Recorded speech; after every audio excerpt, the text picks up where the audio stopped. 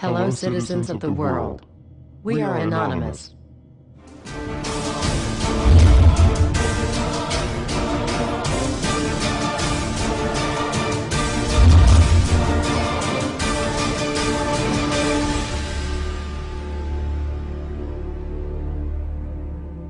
Dear brothers and sisters, now is the time to open your eyes. In a stunning move that has civil libertarians stuttering with disbelief, the U.S. Senate has just passed a bill that effectively ends the Bill of Rights in America. The National Defense Authorization Act is being called the most traitorous act ever witnessed in the Senate, and the language of the bill is cleverly designed to make you think it doesn't apply to Americans. But toward the end of the bill, it essentially says it can apply to Americans if we want it to. Bill summary and status. 112th Congress, 2011 to 2012, S. 1867. Latest title, National Defense Authorization Act 4. This bill, passed late last night in a 93-7 vote, declares the entire USA to be a battleground upon which U.S. military forces can operate with impunity, overriding posse comitatus and granting the military the unchecked power to arrest, detain, interrogate and even assassinate U.S. citizens with impunity. Even Wired magazine was outraged at this bill, reporting, "Senate wants the military to lock you up without trial." The detention mandate to use indefinite military detention in terrorism cases isn't limited to foreigners. It's confusing, because two different sections of the bill seem to contradict each other. But in the judgment of the University of Texas Robert Chesney, a nonpartisan authority on military detention, U.S. citizens are included in the grant of detention authority. The passage of this law is nothing less than an outright declaration of war against the American people by the military-connected power elite.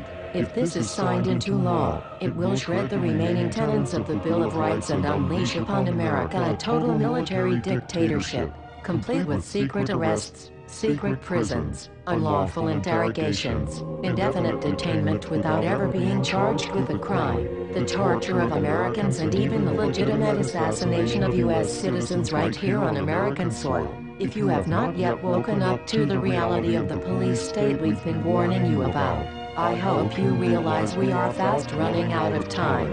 Once this becomes law, you have no rights whatsoever in America, no due process, no First Amendment speech rights, no right to remain silent, nothing.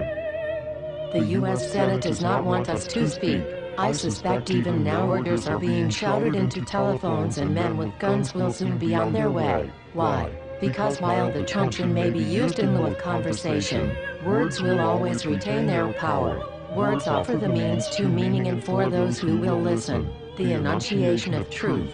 And the truth is, there is something terribly wrong with this country, isn't there? Cruelty and injustice, intolerance and oppression, and where once you had the freedom to object, to think and speak as you saw fit, you now have censors and systems of surveillance coercing your conformity and soliciting your submission. How did this happen? Who's to blame? Well, certainly there are those who are more responsible than others, and they will be held accountable. But again, truth be told, if you're looking for the guilty, you need only look into a mirror. I know why you did it.